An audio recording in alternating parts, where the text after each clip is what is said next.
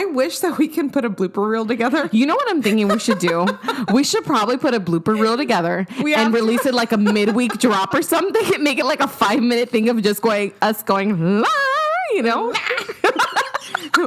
Rest in peace to your headphones. You know what? I really think that we should do a blooper reel of our mic test. Let's do like a little, like 1 minute reel on Instagram or something, like as a reel drop. I'm so down. I'm just going to start keeping all those clips. Let's just do it. That sounds like fun. You guys, I can't with Crystal. She's too much. Anyways, episode number 4? Shoot. What? What are we talking to them about today? We're getting a little bit deep today. Oh, I like it. We're getting a little bit serious today. Oh, shit. We're talking about resentment when your spouse works a lot. Yeah. Oh, and what that looks like. By the way, can I just say that I actually just say it. I just got my eyebrows done today. Did you notice at all? You a bad bitch now. Did you even fucking notice? Well, you told me. But did you notice? No. Because you're mean. Well, you got glasses on. It's hard that's to tell. right. And my eyebrow. That's why I wear my bromerage and my glasses meet together.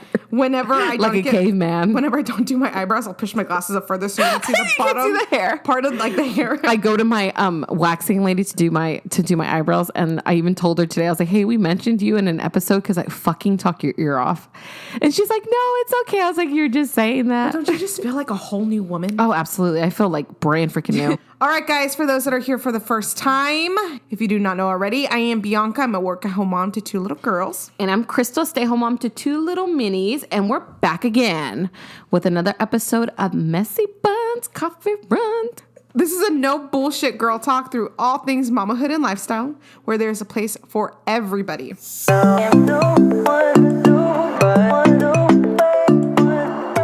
So we've reached the tail end of my brother-in-law being gone, right? By the time this episode airs, he will have already been home. Thank goodness, because I have literally... He's not home right now when we're recording this. I swear to God, Crystal, this little 3 months has been so much harder than any deployment. Yeah. Well, I know you guys are both kind of struggling with it now. I don't think it helps that I am working so much right now. It's my busy season. And then, of course, we decided to start the podcast in the middle of my busy season, and my husband's gone. So I just have a lot on my plate right now. Yeah. And I feel like that's, working a lot, right? You or your spouse. This shit causes issues. Mm-hmm. It could cause problems. Absolutely. And I feel like no matter what job your spouse has, it can always cause some type of resentment.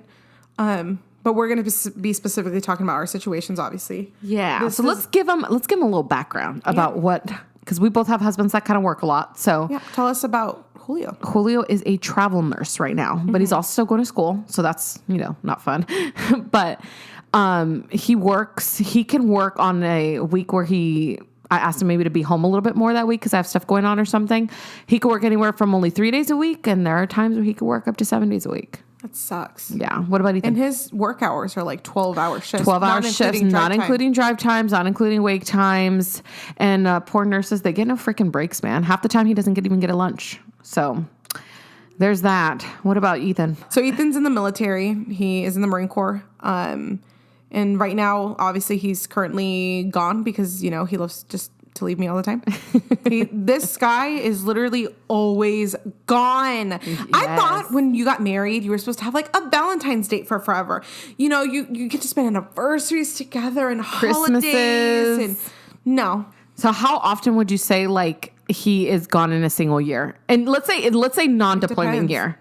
Like during a time where let's say it's 2020 and he's like not, okay, for instance, 2018, he wasn't deployed, right? 2018, he was not deployed, but... So how many weeks or months out of the year did he actually spend away, like on field ops and things like that? That's a really hard question to answer because in 2018, he was still a combat instructor, and he was pretty much gone like 28-day stretches. I mean, not gone, but we never saw him, and he would do like a week in the field every cycle. And then the tail end of it, he was gone for 3 weeks because he was on a field op. So, I mean, it just depends, honestly. But 2019, how long was he gone? 2019, he was only home for 2 months, 3 months, 2.5 months. Oh my God, that's insane. He was gone the beginning of the year on a long field op, and then he deployed in April. So And then he got back right before Thanksgiving. So Julio doesn't ever leave me overnight. Thank God, at least he gets to come home. But God, like sometimes he leaves. For the kids, right? Like he leaves before they wake up, and he's home after they go to sleep. That was Ethan when he was a combat instructor. Yeah, it fucking sucks because you still feel like you're not even. It feels like they're them. just like a ghost that comes in and out of your house. Yes, and it was like 28-day stretches each cycle with only maybe like a week or two. If we're lucky, it would be 2-week off cycle. But only like a week in between. He did that for 3 years straight. So that to me, so Julio, because he's a travel nurse, he has the option to leave. Thank goodness he has the option to take only jobs that are near us. And I think about how lucky we are that he has the option to stay home and choose where he works. I love that. I'm so jealous. But like that's gotta fucking suck to not have the option. Like if the military says you're leaving, you're out. Yeah, you don't have a say in it. They say you're moving, you're moving. You're literally like their God, that's so crappy. pawn that they just move around. So I guess okay, so I want to pose the question to Bianca, right? Since we're speaking about the fact that our spouses work a lot, or when they go through spouts where they work a lot. I feel like we get stuck doing a lot. Oh my God. So I want to know about the slack that you pick up when he's gone. I always say that unless you've lived this lifestyle, you don't know. You don't really understand it. You can imagine it, but like imagining it and having to physically go through it is like the hardest thing ever. There is no such thing as like the slack when he's gone. I feel like it's literally just me. None of it's his slack anymore. It's all my slack. Yeah. He is not home. That's why it's so much my slack that I am basically him for the time he's gone. I have power attorney. I am him. For instance, exactly. So when he's gone on deployment, right? Like everything. And we're talking about like no relief, not even like, hey, I'm not going to see you today, but I know you're going to pop in for 5 minutes to take out the trash. Mm-hmm. Like everything falls on you. You are a single parent. Everything. You have power of attorney. You make all big decisions. I bought the house without him. Holy what? Yeah. I don't remember that. I bought the house. I thought you were just renovating without him. No. That's right. He never even seen the house. He didn't even see the house before it was renovated. Wow. He left on a field op beginning of 2019. And I had bought the house. I mean, I had looked at the house. I put an offer in on the house. Went through the 30-day escrow. We got the keys. We renovated the house. And he shows up at the fun part when we move in. Wow. Yeah. I literally... And I don't know if anybody's ever gone through the process of buying a house, but God, that shit's fucking annoying because someone's always ringing your line every 5 seconds because they need something. Yeah, and it was even worse because it was really hard to get a hold of Ethan. I can only get a hold of him when he climbed up this mountain, which was only at the end of the night. And so lagging when it comes time to make decisions. Escrow was hard because he was, I couldn't even get a hold of him if they had a question for him or if I couldn't, I didn't know where to find certain things. And I don't like being that wife that runs to like the command for everything if I have questions. Yeah. So I just wait to figure it out. But let me tell you, I feel like it is just a big shit show when he's gone. I feel like I am in full-blown survival mode. Everything falls on me. You know how I mentioned before how we do power hour together? Yeah. I don't have that help. Oh I don't have help bathing the kids. Insane. I have to rely on my babysitter a lot when he's gone. But even then, it's so much stressful because I don't want anybody to see my house dirty. So I have to make sure that the house is clean before I even leave to work and make sure the food is prepped and everything. So it's not even it's like dummy proof for the babysitter. Exactly, because I don't want them to ever have an excuse to not pay attention to my kids. Whereas when Ethan's here and the house is dirty and I have to go to work, I don't really have to do anything. You can clean up the house when you get home and then that's it. There is literally, they are non-existent. That's insane. They're literally non-existent. But like their slack, essentially, what they would normally pick up is still here. Like you said, the car. If you were truly just a single parent, you wouldn't have the second car to worry about. But because he's here when he's here, like all of the stuff that he like leaves behind when he's here it all falls on you. Or anything pending that he was taking care of or that has just to do with him, it falls on me. It's freaking exhausting. Julio, like I said, never leaves me overnight, but like for specifically like this contract, he's working 45 minutes to 50 minutes away. And so God, that drive time is my God, it's shit. Yes. He's got to wake up early, which means I have to have breakfast ready for him. There's some mornings where he has to do it on his own because I'm like, I cannot get up this early. I was up with the baby or whatever. He's got to drive there. He's got to work his 12 and a half hour shift with no freaking breaks. And then he's got to drive back home. And so the days that he's working, everything from the morning to the night is on me with the kids. And it kind of sucks him working so far. I remember when he only worked like 15, 20 minutes away. He was always there. Oh my God. Not just that, like there would be times, let's say, like, I don't know, if Ben was like not quite ready to go to bed and he was going to give me a little bit of a fight on like how long it was going to take him to go to sleep. I remember this. I could like wait it out a little bit. Just like let your dad handle it. Exactly. Be like, he's going to be home in 20 minutes. It's still within his bedtime. Like Julio's like literally down the street. He could put your ass to bed tonight. But when he's gone, like when he's working these contracts, that's not an option. And like I said, he can range anywhere from like, let's say he knows he has a busy week for school or something. He'll only schedule himself for 3 days. But when he doesn't, like when the corona stuff first hit, he was working 2 jobs, 2 contracts at once. So he was working almost 7 days a week for especially like 3 months. Overlapped, right? Yeah. 3 months. And I remember, oh my God, the last month of it, June, I wanted to go fucking crazy because Camila was going through a huge developmental leave. Yeah. So was Ben. Ben's molars were popping out. It was crazy in our house the month of June. But damn, like I know, and the shitty part is like I know he's exhausted. Like he's got to be tired, just like I'm tired. But if he's working 12-hour days, so am I. Yeah, it's like, you know, the whole argument of like stay-at-home moms don't do anything. It's like, what do you really do all day but watch TV and watch the kids? And I actually explained it like this too. I think Addie or Jesse, one of her brothers and sisters, about just imagine this scenario, and don't try to lie and say you don't do this because I know people do this. You wake up on a Saturday night or Saturday morning and you're just like, there's nothing really to do today. We're just going to hang out at the house. And you're like, I'm not going to get out of bed until 1. Oh, the dream. Yeah. But you're not even going to get up to brush your teeth or anything until it's time to leave the house. So like, let's just be real, right? Yeah. Like you're just going to watch TV and you're like, and what happens at that morning? I mean, I don't know about you, but for me, I'm not a big breakfast person. So I can go.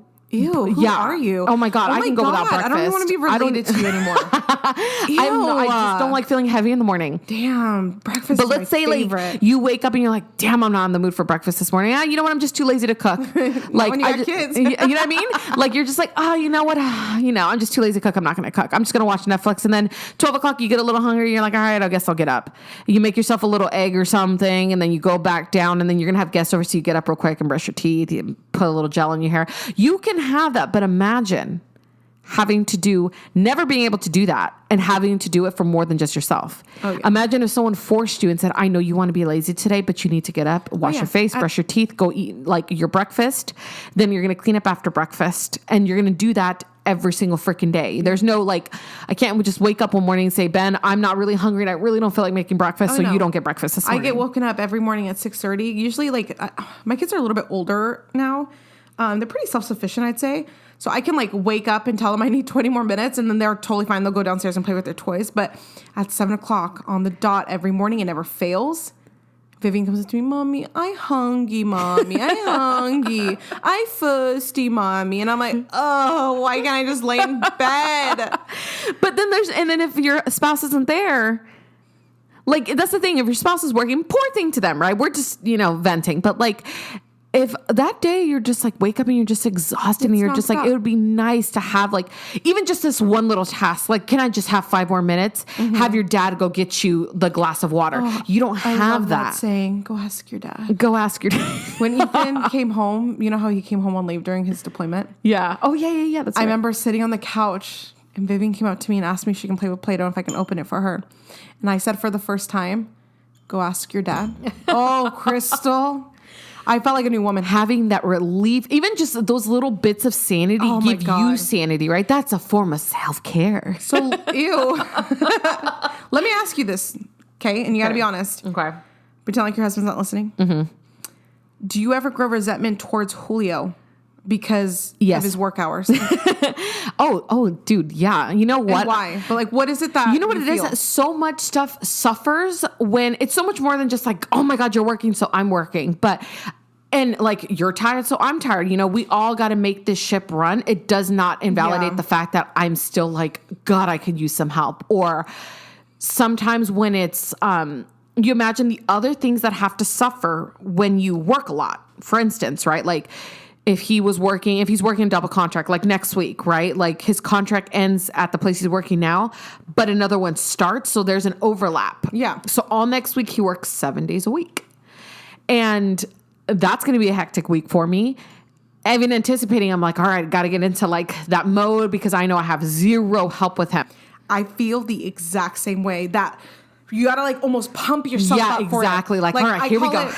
like whenever Ethan's about to leave, that like week before, I'm like mentally preparing myself. That's when you'll see me like posting about how I'm making cute lunches for my kids when they're doing activities. Crystal, yes. that is so funny. And I wonder if there's a thing behind this because Ethan actually told me before he left, because we were at the beach and we're kind of having a heart to heart, and I'm just telling him, like, every time I just rely on his help so much, and I'm like, how am I gonna do this? And mind you, his last deployment, I was not in school. The kids were not in nearly as many activities, and Annabelle did not have virtual school, so I had a lot less on my plate, a significantly amount less on my plate. And I was telling him, like, I don't know how I'm gonna do this. I don't know how I'm gonna make it through these next few months without any help and without any communication. And he tells me, he's like, I don't think you realize this, but I feel like you are 10 times more productive and you are 10 times more on it when you don't have the help. I'm like, because I feel like I have to overcompensate. Julio told me that last night, right? We were talking about even just that. He's like, we ordered in and I was going to cook. And then he goes, I'm sorry, babe. Like, did you want to cook? And I was like, well, no, it's fine. Like, let's just order in, right? Because he had the day off. And I told him, I was like, you realize that when you're not home, I never order in. We never. I'm always cooking. Like, we will get down to our last little bit of groceries because I will make it work. But when he's home, we go out more. We do more as a family. So we eat at home a lot less, right? And it's true. Like, that's when you'll see me posting things about, like, doing activities with my kids. You will see me being super mom because that's the way I pump myself up to get through that rough patch where I know I'm going to be on my own. And I'm the exact same way. It's the only thing that gets you through the week, right? Like, but you have to imagine, like, the resentment comes from more than just like anything else, right? If you worked a job, if you were like forced to work a ton of overtime for a season, you'd be mentally, physically exhausted. Same deal here. But you have to imagine, but because your spouse is working so much, there are things that suffer in your relationship because of it. Like, you can't do as many date nights. When Ethan's here, you can't even do date night. Oh, I know. Right? Like, you spend a lot less time together. They miss out on a ton of time with the kids. Oh, my God. Events and holidays. Have burnout. You have burnout. Like, they miss. And then you know what's shitty is, like, trying to catch up at the end of the day very quickly on all the things the kids did that day. And do you know what? And you know what's funny that you say that is... Imagine that, but that's how I am right now. Like, trying to, at the end of the day when Julio gets home, he's gone all day. It's hard to talk to him because he's so busy. Yeah. And so at the end of the day, you have to, like, unload everything, make sure he doesn't miss a beat because you don't want him to feel like he's missing out. That's how I am right now, but on a weekly basis. Yeah, on Sundays. On Sundays, he has liberty for like 6 to 7 hours, I'd say. Crystal, we talk every minute of those 6 to 7 hours. Just in case. We always have so much to say still. It's not like we run out of things to talk about. I have to fill him in on everything that's happened. And even just the funniest things that happen that week, right? Like the funny things, just stupid shit your kids say. Yeah. Exactly. Things that they're missing out on. And you know what? That's exhausting in itself to make sure that they're not missing out. Picking up their slack. Making sure that they don't miss out on the funny things their kids are doing and how their kids are growing up. Exactly. And I think we're talking about like things that suffer because of it. I think the biggest one... For me, at least, my kids. While I try to be the best mom I can always be, and I think I do a pretty damn good job. Mm-hmm. I hate to toot my own horn, but I'm very confident in who I am as a mother. I really am. There's times when, like, I went through a spurt recently after Ethan's been gone for so long. I get really overwhelmed and I get really burnt out to the point where I lose all patience for my kids. Mm-hmm. And then there I am apologizing at the end of the night. Like, I'm so sorry. I should have been more patient. I'm so sorry. And then, Annabelle hates when I yell at her. And so she'll tell me now. She's at the age where she'll tell me. She's like, Mommy, please don't yell at me. And it just breaks your heart. And it's like, you don't deserve that. Question. I know this is like a total sidebar, but this is something that like we could talk about in another episode. But do you like feel weird about apologizing to your kids? Never. I don't either. It is okay. I actually, even right now in the car, you saw Ben was getting kind of cranky because it's close to nap time before he ate. It was just like Camila started crying. He was whining. It was just like so much. Julio was trying to open up the door. We were trying to figure out how to get in. And on top of that, remember, I had been saying I had to pee since we got to the park. Oh my God, my bladder is so full. I couldn't even suck my stomach in. And I was like, oh my God, Ben, give me a minute. And then he obviously looked at me and he just starts crying because I yelled at him. And I just like calmed down because then you're just like, all right, I fucked up. So I like get down on his level. I hug him and I was like, Mom is really sorry. She should not have yelled at you like that. But I have no problem apologizing to my kids. I have no problem apologizing to my kids. When I'm wrong. But I will say, I think we're very different on that aspect because I feel like you have a more patient parenting.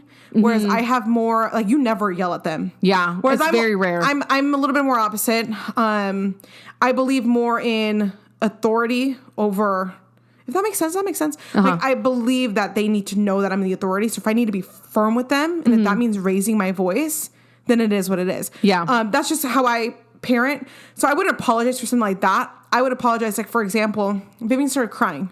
You know her. Vivian's my crybaby. Vivian cries over everything. And she knows it too. She'll tell me, Mom, you're going to make me cry. Mom, I'm going to cry now. And I remember that week I hadn't heard from Ethan. It had been almost 3 weeks at that point. Oh, yeah. You were like a crack addict, like towards the end of your, like, I need a fix and I need one now. Yes, it was bad. And I remember Vivian, I got, you know how you get those USPS digest things? Yeah. And I yet again, nothing from Ethan.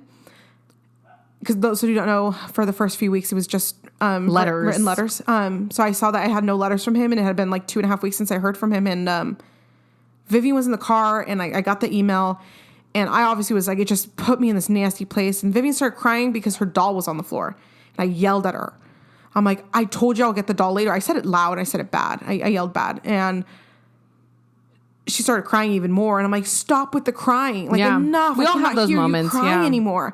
That night, I absolutely apologized because it was something that did not need to be done. Yeah, I was wrong. And that was I will apologize for whatever. I will apologize whenever I'm wrong. Now, like you said, like if Ben deserves what's coming to him in the sense of like, I told you to pick up your toys and you didn't do it, so I spoke to you firmly or louder. I'm not going to apologize for, exactly. Like, I'm not going to apologize for saying like, oh, sorry, I got loud with you. Like, no, I asked you, and this were the consequences of that. But if I lose it just because I know it's coming from me and I'm in a bad mood, and he's not necessarily doing anything wrong, I have no problem. I know just some people have just hate the thought of apologizing to their kids. No, I don't really mind it. But anyways, back to our freaking original topic, because Crystal likes to have a list sometimes. It's funny. So we're talking about resentment. I want to know on, how you feel about, like, how do you handle the resentment?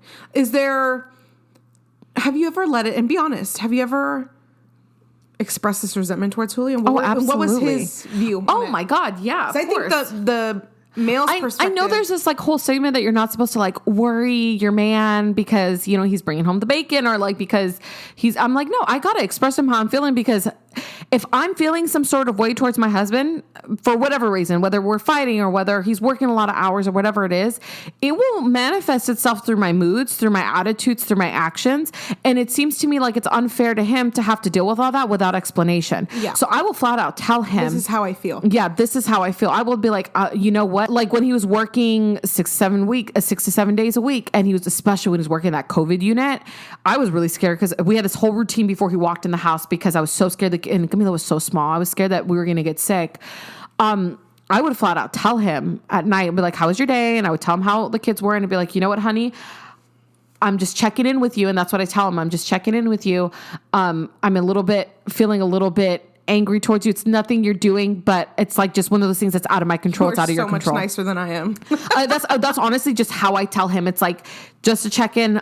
If I seem like I'm in a funky mood, it's because I'm having, to pick up the slack here at home because you are working so much. Yeah. And what does he say? And he'll be like, I understand. I'm so sorry. Is there anything I can do to make it easier? Like, there have been plenty of times where he's like, you know what, tonight, instead of doing the dishes before you go to bed, go to sleep, I'll do them. Even if that just like helps you pick up the load a little bit, gets you a little bit more relief. Same thing for me. I'll be like, do you need anything? I know you're going through a lot by especially making those drives or working 6 to 7 days a week on your fucking feet. Like, what can I do? Okay, having your lunch ready helps a ton. Let me go ahead and do that. It's about, I feel like, really open and honest communication, no matter how bad it may sound or how dumb it may sound too, is super, super important when it comes to stuff like this, because it will fester and friction will happen when one spouse is working a ton and the other one is, or especially when the other one isn't working a ton, right? Because you're just sitting there with all the time. That like you will never really fight. You will have arguments. You will like be more annoyed with each other, and there will be friction if you don't talk about it. Mm-hmm. And even talking about it doesn't change the situation sometimes, right? Like I could tell him in the middle of like week 4 of working 7 days in a row, when he still has 4 more weeks to go, hey, I'm like really losing it here. It doesn't change the fact that he still has contracted to work another 4 weeks. Exactly. But it does make me feel a little better. Like I'm not holding it all inside. And I usually don't have the same approach. situation's very different, obviously. Okay, for example, Ethan's last deployment, quote unquote, he was in Japan and he was on the boat for like 2 or 3 months of those, but for the most part, he was off the boat. And I got really mad at him all the time, because I felt like that deployment was kind of like him just being stationed out there. It wasn't like his Bahrain deployment or the other deployment. It was like he was just stationed out there. So he would get off work at like 3:00 in the afternoon. And you're like, it must be so nice to be able to go explore a new place. And then like on Saturdays and Sundays, he would sleep in until like 11:00 in the morning. And I couldn't really do anything about it because of time change and whatnot. But I was so mad at him all the time. I get it. And he knew, and he knew it. And that's why I think whenever I would bicker with him, he was very patient with me and kind of like knew what it was all coming from. You know what it's like at the end of it all, like, what can I do? Like, there's nothing we can both do to make it better, really. You can't change the fact that you have orders to leave. And you can't change the fact that you have a job, like got a job there that's like super easy where you have a lot of leisure time. And so when that whole thing happened, it's not like he can do anything to help me off with the load. The little things he has done, is like if I was really frustrated because I'm having trouble finding babysitters because I'm still working and I have no help. If I'm having trouble finding a babysitter or I'm like, fuck, I have to work this day, but I can't find anyone to watch the kids. The only thing he could do is go on the Oceanside Babysitters page or the Camp Pendleton Babysitters page. Like, hey, my wife needs someone to help watch the kids. And that was the most he can do. Yeah. And even though it wasn't much, it did help a little bit. It helped knowing he was wanting to help. And it would make me realize, if he was here, he would help. Yeah. But we fought a lot during that deployment. I know a lot of other wives understand me because it doesn't change anything. As much as you can help, it doesn't change the fact that when you're gone. I remember specifically one argument we had. It was kind of the breaking point to everything. Because we had been bickering a lot.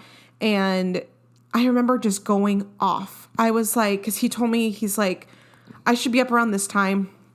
And I might wake up around this time to catch one of the football games. And I was like, okay, sounds good. And I said, must be nice to sleep until 11. Mind you, I would throw I'm a very passive aggressive fighter. Yeah.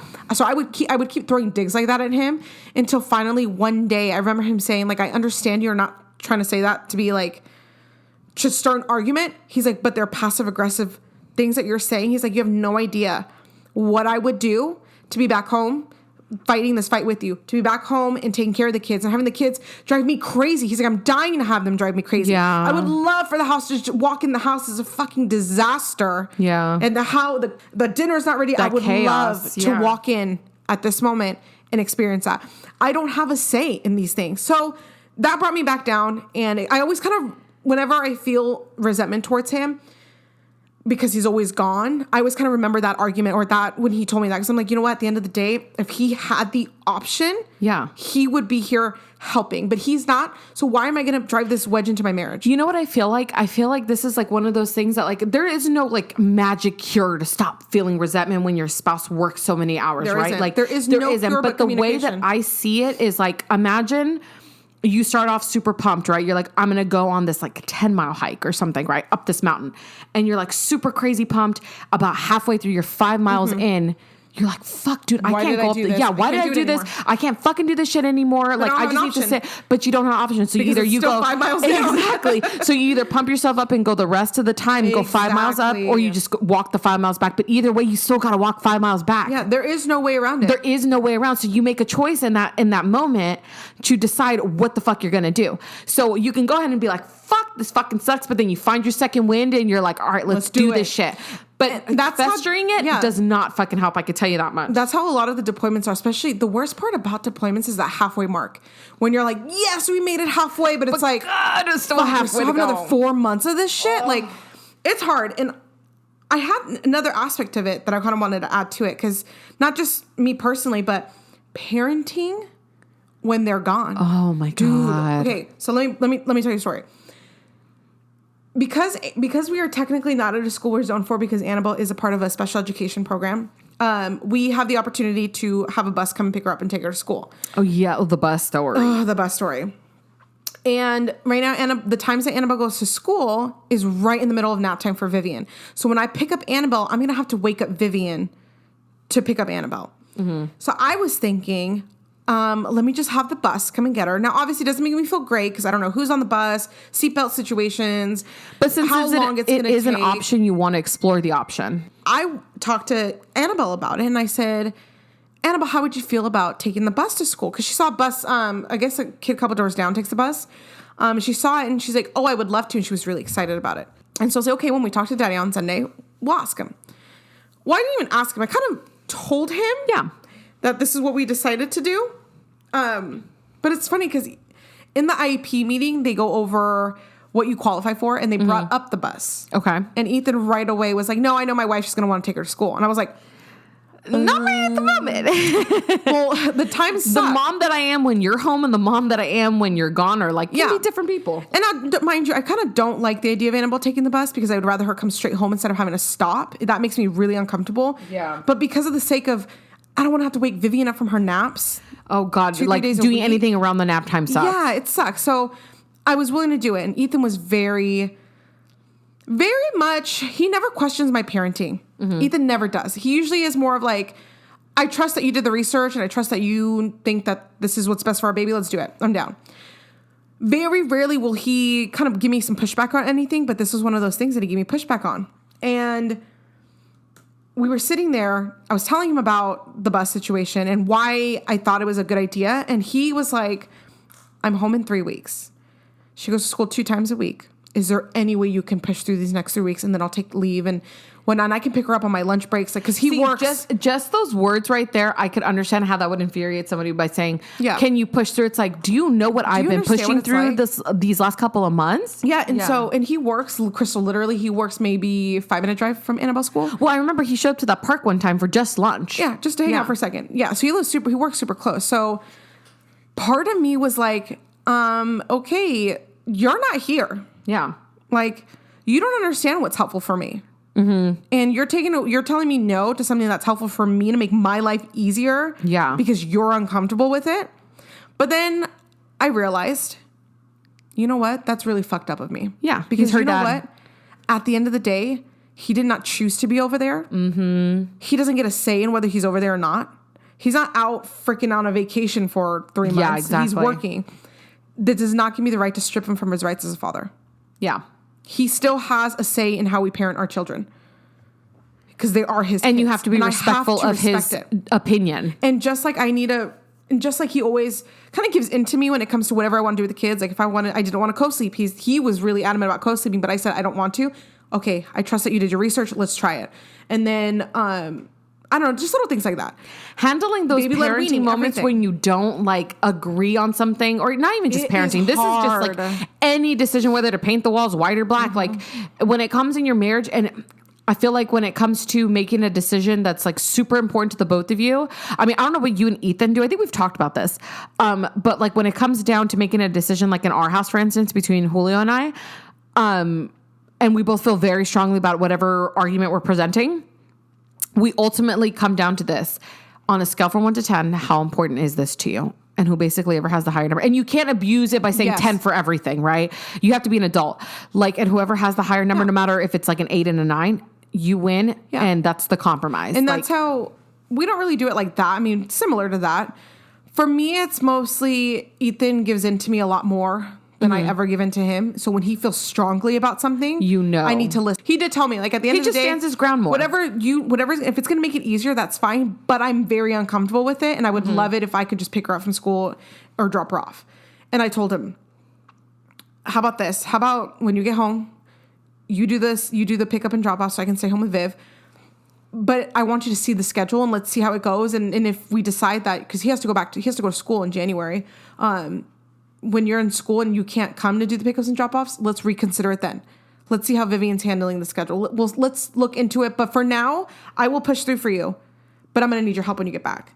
But just in general, parenting when not only the other person is working so much, but gone completely. That's tough. Especially with no communication. Like, the no communication part I feel like is hard because then you're stuck making decisions and the only thing you have to go off is like, would they be okay with this? Like, but you don't know. Another thing is, another example, Annabelle, remember I told you Annabelle asked me, Mommy, how did I get in your belly? Oh, yeah. Yeah. I don't want to get into this too much, but Ethan and I are not very religious. And And so I didn't know what to say. Because, when we grew up, people would say, like, oh, God put the baby in your belly. Yeah, exactly. But I wasn't sure what... We talked about this day coming where she... I don't know, where we expose her to... Because we want her to grow up having the option. Yeah. But this was like a Tuesday, and I don't get to talk to him until Sundays. And I'm like... I was able to, divert the situation and make it through that one little thing, but I needed to have a conversation with him about this. This is a big parenting thing that we need to discuss together. Yeah, absolutely. How are we going to... And you can't prepare ahead of time for her to ask these questions. It's not like, hey, like, if this happens, tell her this. Like, tell her dad's away working or something. Yeah. This is something that, like, came out off the fly, you know what I mean? And you're like, whoa, okay, what do I say? Like... Doing a long distance relationship and like running your household is one thing, but parenting when the other person's working, if you're trying to be respectful of their choices, and you have to, and that's the thing. Like, I know there are certain things that make my life easier, like the bus thing, but I have to respect that it's not like he's out there on vacation. He's working, and he is their father, and he gets a say in these things. Yeah, absolutely. Regardless. I feel like that's one of those things that, like, the best you can do is try to be as mindful as possible of what you think you would want it, and then go from there, hoping that you made the right decision. That's honestly what it is, because you never know. Yeah, and at the end of the day, it is okay to feel the resentment you feel when you feel like you're picking up so much. Even though one person may or may not have it harder, it's okay to feel that resentment. It's okay to feel overwhelmed. It's okay to feel like, can I do this? But for the sake of your mental health and your marriage, talk to your spouse about it. Don't keep these things in. Don't keep that resentment. Here's the thing. I don't understand, right? Like, now, I'm not saying this to talk down on anybody, because there was a time where I didn't understand this either, right? But the whole like not telling your spouse things. I'm not talking about keeping secrets. I'm talking about having a hold in your feelings. Then why'd you get married? Yeah, I don't believe in any of that. If you can't talk to the one person like who sees you literally day in and day out in your most naked and raw form, if you can't even just tell them the little things without sounding afraid that it's going to sound rude, like, I'll let my husband know, be like, hey, this is going to sound a little rude, but don't take it as that way. I just don't know any other way to say it. And I'll say what I need to say. Because, I mean, who else are you supposed to talk to then? Mm-hmm. Like, who else is supposed to know that you truly inside and out if you can't say anything? I feel like that's how people grow. Like, those emotions just dig and dig and dig and like pile up on you. Mm-hmm. And then that's when that big blowouts happen. That's when the big arguments happen that almost you can't come back from. Yeah. That's just my opinion on it. I don't know if that's true or not, but that's how I feel. I need to tell my husband everything. Otherwise it comes from, and same with him. I expect to know everything because I don't want to be blindsided one day. That's my thing. I don't like being blindsided or walking into a place where I don't have the information. Mm-hmm. I never want somebody to know something that I should know, and I don't know it. That would really bug me. I want to get into some team time now. Team time? Team time. Ding dong, ding dong. I want to get into some tea time now. Let's do it. I love this topic. I'm so excited. I am so excited. I got this idea from someone else. And I don't know who wants to go first. No, but I want you to go first. You know what? Okay. Good. Mine's is good, but I feel like yours is better. And only because I just found this out like a few hours ago. I had no idea her answer to this. All right, let's do it. Crystal. Okay, ready? I want you to spill the tea on the worst date you've ever been on. Oh my God. Okay. Oh my God. I know this dude is not listening to this, so I don't give a shit, but I don't know what the hell to name him. Let's name him Kevin. Kevin, because that definitely doesn't sound like his name. Kevin picked me up for a date. This was our second date, mind you. Okay. Now, first date, he pulled out all the stops. He paid for everything, planned the whole thing. Great. Like, cool. Chill. Definitely warranted a second date. Second date comes around. I always was taught to make sure I had my own money on me, because you never want to get stuck looking dumb. Like, you never know what some guy, if he doesn't remind you that you pay or not, if he wants you to pay your half and you have no money. Yeah. I was never ever one of those girls when I dated that expected the guy to pay. Like, I wanted him to pay. Don't get me wrong. Obviously. And I probably see you different if you didn't pay, but I was never you went into it knowing that you could pay for yourself. Exactly. I was always prepared to pay for myself. Yeah. Right. So this one specific day he picks me up, and oh my God, I forgot my wallet. And that never happened to me. Yeah. Well, it just so happened to be, I don't know if the homeboy was in like a mood or whatever that was. He was just pissy. So he took me to this burger spot, and I was like, okay, I'm totally down. Burger and fries, that's like all me right there. We get there, and you have to like go up and order, and then go sit down. We go up to order, And I'm like, I didn't realize I didn't have my wallet yet. So we're there and he orders his food first. And I was like, okay, like, but we're doing this weird thing where he's like standing in front of me. You're playing the game. Yeah. And I'm like, and so by this point, I catch your drift. You want to pay for your own? I'll pay for my own. Oh, when they like the both shoulders are in front of you where it's like clearly like, yes, that's all I'm going to order. Exactly. Like, there was no, like when she said, is that all? And he had to say like, yes. I was like, I got your drift. I like by this point, I'm super annoyed. Like you could have just told me. It's just embarrassing. Yeah. Too. It's embarrassing. And so it's awkward. I like make sure to take, by this point, I'm like kind of pissed, right? Because he'd been kind of acting weird. So I take like a very clear step back. So he knew you were in line. Oh yeah. I take a very clear step back from him. So he knew that, hey, I catch your drift. You want me to pay my own meal? Don't worry about it, homeboy. I got my own money. I take a step back. He starts getting his drink order. Homeboy doesn't even wait for me to freaking order my food to like stand next to me, right? Gets his drink. I go up and I say, I want this with all the confidence in the world to come to pull my wallet. I ain't got my motherfucking wallet. I was like, oh shit. My heart sank to my butt. I was like, damn, dude, fuck. Of course, in this fucking moment when I need to look like a boss ass bitch, right? Like pull out the wallet or yeah, something. exactly. So I'm looking and I'm like doing like this over exaggerated, like looking through my purse, like, dude, I don't have I can't find it. Yeah, like waiting for homeboy to step in and be like, oh, don't worry about it, I got it. At least like pay me back later, something, right? Yeah, at least. Nothing. He just sits there and watches me struggle. And I finally say, hey, I don't have my wallet. You know what? Can you just cancel my order? I won't eat anything. And it's when I was about to cancel my order that he finally was just like, oh, like, just don't worry about it. I got it. And I was like, no, you really don't have to do that. And then the girl like looked at him because she was already looking at him kind of funny, like, you're not going to pay for her? Noticed when you took a step back. She was so fucking cool. So then he goes and he pays for it, right? And I'm already pissed. I wouldn't let him pay for it. So then I'd have been so petty. So no, the girl snatches his card and she's just like, yes, you are. Yes, you are going to pay for it. So I was like, oh, mind you, I'm like salty. I don't even want to have this fucking meal. I'm ready to fake an illness to go home. So we're sitting down and he's just like, and I'm thinking in my head, and I told him, I was like, don't worry about it. I got you. I'll pay you back. Like, and I'm thinking like, as soon as I get home, I'll pay you back.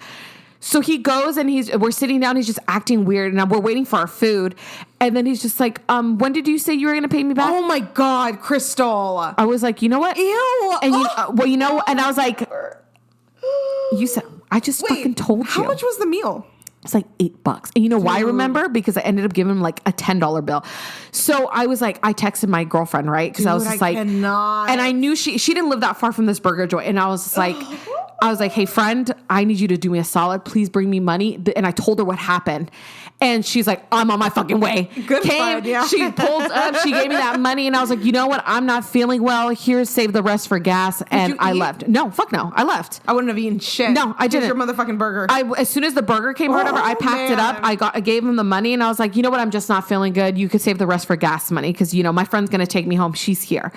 And he sent me a text later on that day that he was getting back with his ex-girlfriend. And that's why he texted you that? Yes. Because he wanted to apologize. He's like, hey, because he was like, he was so different from the first date. Was that meal you weren't together, so it wasn't a breakup, but like a breakup meal? Yeah, essentially. Like, ew, you could have at least paid for my dinner then. Exactly, motherfucker. Ew. Like, so then, mind you, like, he had this on and off girlfriend. I didn't know about her. And basically, he wanted to like apologize because he's like, he was totally different from the first date. Okay, but I can respect that.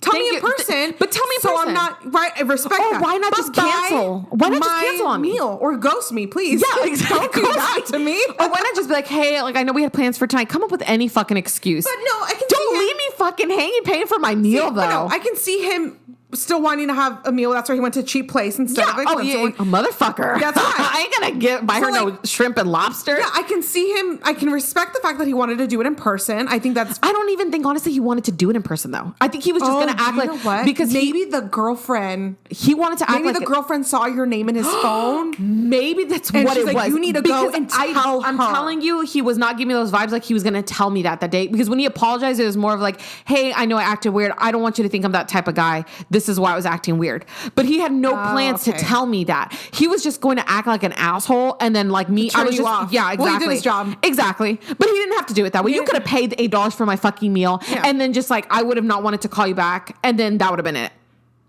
God. I know. To this day, I still burning in my brain how embarrassed I was. I would be mortified. Never again. And I always triple check that I have my wallet. That kind of happened to me once where the guy I met, he did that shoulder thing where they kind of like completely got in front of you. And he bought his ticket and then I had to buy mine separately. Wait, so please tell the people. Oh my God.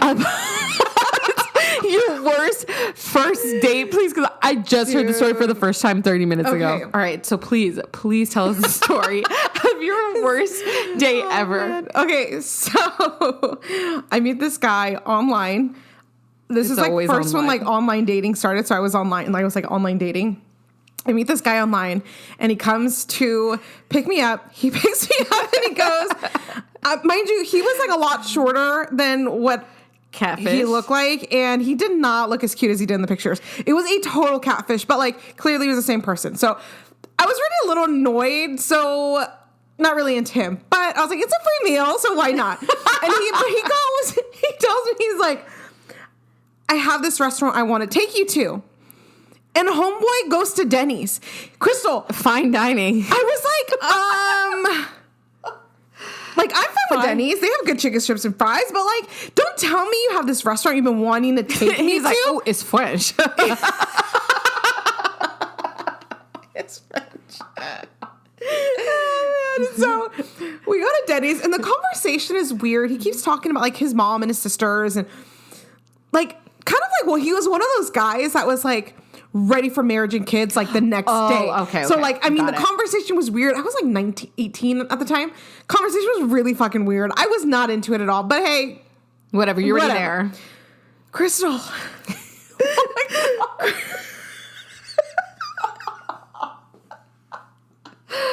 We're sitting down. He does the classiest thing I think I've ever heard. He goes, I'm sorry, but give me a moment. I have to unscrew my teeth. He said something like, I hate doing this on a first date, but I have to unscrew my teeth. Unscrew my teeth. And not, it wasn't even like the teeth were like in the back of the mouth. I had to sit through the meal staring at Dracula. Like, what?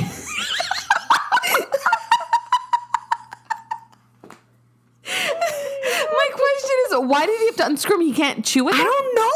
You didn't bother to ask. I wasn't going to say, why do you have to unscrew your teeth, sir? Like, but how do you not, like, I just asked, like, Crystal, I was like, I think I was shocked because at first I thought I was kidding. Yeah. Because I laughed. Yeah. Because he goes, I'm going to unscrew my teeth. And I laughed because I thought he was being sarcastic, right? Yeah.